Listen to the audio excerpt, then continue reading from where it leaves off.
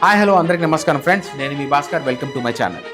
నేపాల్లో జరిగిన ఈ మారణ హోమానికి కారణం ఎవరు అనే క్వశ్చన్కి నెపోటిజం, కరప్షన్, గవర్నమెంట్, ఒకవైపు డీప్ స్టేట్, ఇంకోవైపు చైనా కమ్యూనిస్ట్ భావాలు, ఇవన్నీ అంటే అవుననే అనాలి. కరెక్ట్గా క్షుప్తంగా మనం స్టార్టింగ్ నుంచి మాట్లాడుకున్నాం ఫ్రెండ్స్. ఓకే, చల్. నేపాల్కి సంబంధించిన ప్రైమ్ మినిస్టర్ ఎన్పి శర్మ ఓలీ, ఆ వ్యక్తి ఉన్నపలంగా రాజీనామా చేసి తన ఫ్యామిలీ మెంబర్స్ అందరినీ తీసుకొని ప్రాణాలు అరిచేతిలో పెట్టుకొని దుబాయ్ పారిపోయాడు. ఇలా పారిపోవాల్సిన అవసరం ఈ వ్యక్తికి ఎందుకు వచ్చింది? ఎందుకంటే చాలా పీక లోతుల దాకా కరప్షన్లో మునిగిపోయింది గవర్నమెంట్.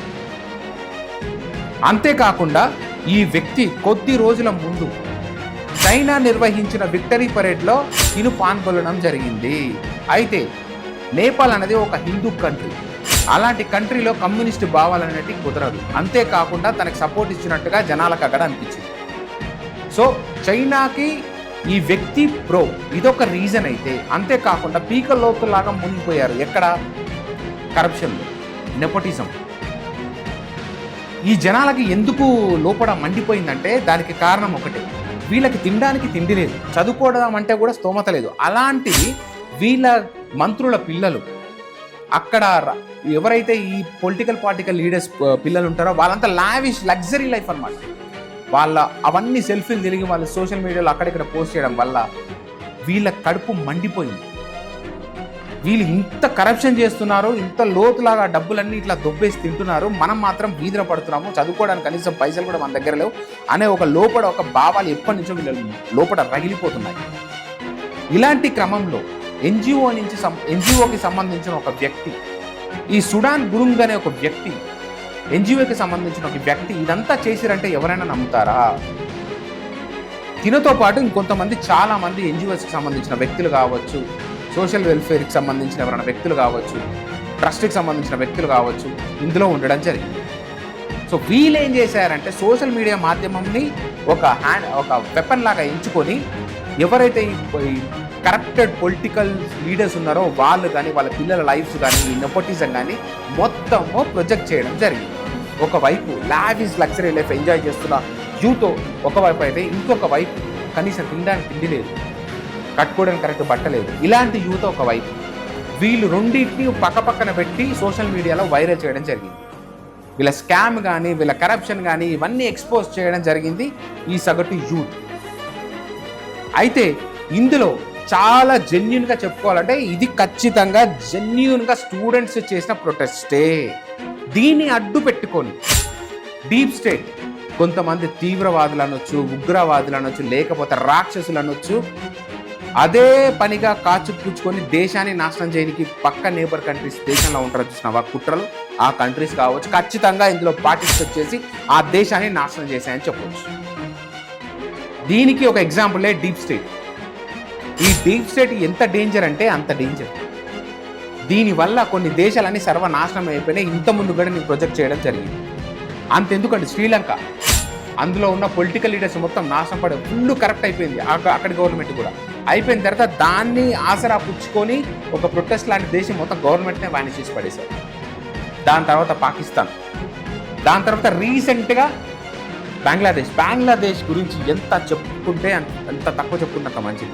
ఎందుకంటే అట్లాంటి దరిద్రపు దేశం ప్రపంచంలో ఇంకెక్కడ ఉండదు. ఎందుకంటే షేక్ హసీనాని కిందకి దించేయడమే కాదు, అంతేకాకుండా యునిస్ అనే ఒక లోఫర్ గాని తీసుకొచ్చి ప్రైమ్ మినిస్టర్గా కూర్చోబెట్టారు.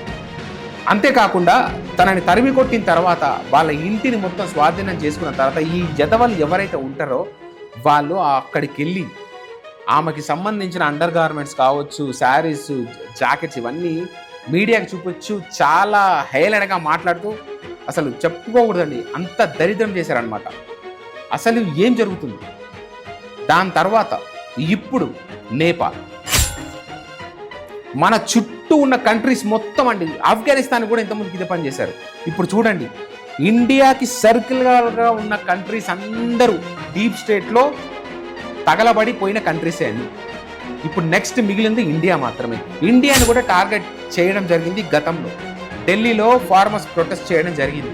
దాన్ని మన గవర్నమెంట్ సమర్థవంతంగా ఎదుర్కొంది. అప్పుడే లాఠీ చార్జ్ కానీ కాల్పులు కానీ జరుపుకుంటే ఏం జరిగిందో దాన్ని అట్లా సమర్థవంతంగా ఎదుర్కొన్నాము. మనకు కావాల్సిన ప్రొటెక్షన్ ఇచ్చే సైనికులు కావచ్చు, పోలీసులు కావచ్చు, ఇందులో సమర్థవంతం అయ్యారనే చెప్పాలి. అయితే నేపాల్లో కూడా ఈ పొజిషన్ ముందే వస్తుందని పసిగట్టాడు యోగి ఆదిత్యనాథ్. అందుకే తన బార్డర్లు మొత్తం ప్రొటెస్ట్ చేసుకున్నాడు. ఇండియన్ గవర్నమెంట్ కూడా నేపాల్ కంట్రీ ఏదైతే ఉందో దాని చుట్టూ కవచ్ అనే ఒక పేరుతోటి ప్రొటెస్ట్ చేయడం జరుగుతుంది. కానీ నన్ను అడిగితే ఇంత పెద్ద ఇన్ని వేల కిలోమీటర్లు ఉన్న ఒక బార్డర్ని మనం అప్పుడంత కట్టుదిట్టంగా మనం చేసుకోలేకపోయాం. కానీ ఖచ్చితంగా ఇక్కడి నుంచి తీవ్రవాదులు మన ఇండియాలోకి ఎంటర్ అయ్యే అవకాశం అయితే ఖచ్చితంగా ఉంది. ఇది ఒక సాకుగా చూపించుకో. సో ఇండియా కూడా అలర్ట్ అయ్యి అప్రమత్తం అయితే చాలా మంచిది. నేపాల్ కంట్రీని చేసినట్టు ఇండియాని చేశానంటే మాత్రం కుదరదు. ఒకవేళ కుదిరేదైతే ఈ పార్టీకి అయిపోయేది ఇండియాలో. కానీ మన గవర్నమెంట్ సమర్థవంతంగా ఎదుర్కొంది, మన యువత సమర్థవంతంగా ఎదుర్కొందనే మనం చెప్పాలి. ఎందుకంటే ఇప్పుడు చూస్తున్న కండిషన్స్ అలా ఉన్నాయి. కానీ క్యాన్సర్ లాగా వ్యాపిస్తున్న దేశ ద్రోహులను గవర్నమెంట్ కావచ్చు, లేకపోతే మన ఇండియన్ కావచ్చు, వీళ్ళని ఏరి పారేస్తే మాత్రం ఇండియా సురక్షితంగా ఉంటుంది. ఎగ్జాంపుల్ చెప్పాలంటే ఎక్కడి నుంచి వచ్చిన రోహింగ్యాలు కావచ్చు, మన మధ్యలో ఉన్న దేశ ద్రోహులు కావచ్చు. ఈ సుడాన్ గురంగ్ అనే ఒక వ్యక్తి సోషల్ మీడియా మాధ్యమం తీసుకొని మొత్తం ప్రచారం చేయడం జరిగింది. దాని తర్వాత స్టూడెంట్స్ అందరికి అవేర్నెస్ వచ్చి ప్రొటెస్ట్ చేయడం స్టార్ట్ చేసిన తర్వాత వీళ్ళని అణచివేత కోసం ఆ గవర్నమెంట్ ఏం చేసింది, సోషల్ మీడియాని బ్యాన్ చేసింది. జనాలని ఎక్కడ పడితే అక్కడ పనిష్మెంట్ ఇచ్చి కొట్టడం జరిగింది. ఇదే క్రమంలో సెప్టెంబర్ 8 ఒక బాబుని, స్కూల్ స్టూడెంట్ని గన్ షాట్ చేయడం జరిగింది ఫోర్హెడ్లో. అది సోషల్ మీడియాలో చాలా వైరల్ కావడం జరిగింది. దాని తర్వాత మిగతా వీడియోస్ కూడా అప్లోడ్ చేయడం వల్ల యువత రక్తం మరిగిపోయిందని చెప్పాలి. ఈ క్రమంలో వీళ్ళు పార్లమెంట్ మీద దాడి చేయడం కావచ్చు, లేకపోతే అక్కడే ఉన్న లీడర్స్ ఇంటి మీద దాడి చేయడం కావచ్చు. అంతెందుకండి, మాజీ ప్రైమ్ మినిస్టర్ భార్యని నడి రోడ్డు మీద తగలబెట్టేశారు. స్టూడెంట్ ప్రొటెస్ట్ అంటే మామూలుగా సరే ప్రొటెస్ట్ చేస్తారు, బస్సులు తగలెట్టేస్తారు, దీన్ని కొట్టడం వరకు ఓకే. కానీ జనాల ప్రాణాలు తీస్తున్నారు, వాళ్ళ సొంత ఆస్తులను వాళ్ళు తగలబెట్టేసుకుంటున్నారు అంటే ఒక్కసారి ఆలోచించుకోండి. ఇందులో డీప్ స్టేట్ అనే కాన్స్పిరసీ థియరీ ఉంది, శత్రు దేశాల హస్తం ఇందులో ఉంది. ఎన్జిఓస్ని అడ్డం పెట్టుకొని ఫండ్స్ పంపిస్తూ, ట్రస్ట్లని అడ్డం పెట్టుకొని ఫండ్స్ పంపిస్తూ, దీనికి ఆధారంగా సిఐఏ సంబంధించిన ఇన్ఫర్మేషన్ ఇంతకుముందుకే ట్రంప్ నివేదికలో బయటపడింది. ఈ మన కంట్రీయే కాదు, ఇంకా చాలా కంట్రీలో కూడా వీళ్ళు ఫండింగ్ చేసి దేశ ప్రభుత్వంలో ఉన్న ప్రభుత్వాన్ని పడగొట్టడానికి చాలా ట్రై చేశారు. అంతేకాకుండా ఇప్పుడున్న నేపాల్ ప్రభుత్వం చైనాకి చాలా ఫర్గా మోతుండడం అమెరికాకి నచ్చలేదు. అందుకే అమెరికా ఈ పని చేయించిందని చెప్పి మాట్లాడుతుంది. సో ప్రైమ్ మినిస్టర్లు కావచ్చు, ఎవరైనా కావచ్చు, ఒక్కటే ఆలోచించుకోవాలి. మనం స్వార్థపూరితంగా మన కోసం మనం ఆలోచించుకొని పోతే లాస్ట్కి చివరికి నీ ఫ్యామిలీ ఉండదు, నీది ఉండదు, ఈ కంట్రీ ఉండనప్పుడు నువ్వు ఎక్కడ పోయి ఉంటావురా? ఇప్పుడు ఆ ప్రైమ్ మినిస్టర్ పని చూడండి, కేపీ శర్మ ఓలీ పరిస్థితి ఏంటి? ఉన్న ఉన్న పనంగా దేశాన్ని వదిలేసి వెళ్ళిపోయాడు. దౌర్భాగ్యం. ఇంత దౌర్భాగ్య పరిస్థితి ఎవరికన్నా వస్తుందా? ఒక వ్యక్తి అమ్ముడుపోతే పరిస్థితి ఇదే, దేశమే లేకుండా పోతుంది. So be careful. మన లీడర్లకి ఇచ్చే వార్నింగ్ ఇది. నేను చూడండి, కరప్షన్ దరిద్రం ఇంత విపరీతంగా అయితే జనాల కోపం వచ్చి సహనం నశించిందంటే మీ పరిస్థితి ఏమవుతుందో ఒక్కసారి ఎగ్జాంపులే నేపాల్ కావచ్చు, శ్రీలంక కావచ్చు, లేకపోతే బంగ్లాదేశ్ కావచ్చు, మనకు నేర్పించే గుణపాఠాలు ఇవే. అయినా చూసి నేర్చుకోకపోతే మనం ఏం చేయలేము. సో ఇది ఫ్రెండ్స్, ఖచ్చితంగా ఇందులో శత్రు దేశాల హస్తం మాత్రం ఖచ్చితంగా ఉంది. నెక్స్ట్ ఇండియానే ఈ లైన్లో ఉందన్నట్టుగా మాట్లాడుకుంటున్నాను. So be alert my friends. నేను చెప్పే ఇన్ఫర్మేషన్ పక్కాగా ఉంది. అంతేకాకుండా ఈ సెప్టెంబర్ 10 రష్యా అనే ఒక కంట్రీ పోలాండ్ మీద డ్రోన్లతోటి దాడి చేసింది. మీరు ఒకసారి చూడండి. ఇంకా సో అసలు ఈ సెప్టెంబర్ 8 నుంచి 10 కావచ్చు, ఈ సెప్టెంబర్ ఈ వారం మొత్తము అసలు ఎలా చెప్పాలంటే అనుకోని విపరీతమైన సంఘటనలు జరుగుతుంది ప్రపంచంలో. So be alert my friends. ఖచ్చితంగా జెన్జెడ్ అంటే ఏంటంటే 1995 నుంచి మొదలు పెడితే 2010 అంటే ఏంటి, 13 ఇయర్స్ నుంచి మొదలు పెడితే 30 సంవత్సరాల లోపల యూత్ అంతా అనమాట కలిసి చేస్తున్న ప్రొటెస్ట్ జెన్జెడ్. సో ఈ ప్రొటెస్ట్లో స్టూడెంట్స్ ఉన్నారు, కానీ స్టూడెంట్స్ వెనక కొన్ని రాక్షసులు, దుర్మార్గమైన యదవలు ఉండడం జరుగుతుంది. వీళ్ళ వల్లనే ఈ దారుణాలన్నీ జరగడం జరుగుతుంది. ఇప్పుడు నెక్స్ట్ నేపాల్ ప్రభుత్వానికి ప్రైమ్ మినిస్టర్ ఎవరు, అధికారులు ఎవరు అని మాట్లాడుకుంటున్న టైంలో నేపాల్కి కాఠ్మండూకి సంబంధించిన ఒక మేయరు, అదేవిధంగా సుప్రీంకోర్టు ఒక జడ్జిని, ఇంకొంతమంది పేర్లు వినిపించడం జరుగుతుంది.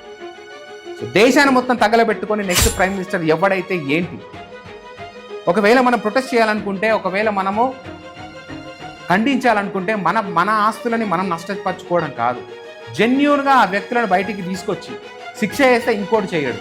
ఇప్పుడు చూడండి, జదవలందరూ పారిపోయారు, మన ఆస్తి మాత్రం మనం నష్టం చేసుకున్నాం. అంటే ఏంటి, వాడు ఎక్కడికో పారిపోయాడు కదా, దుబాయ్.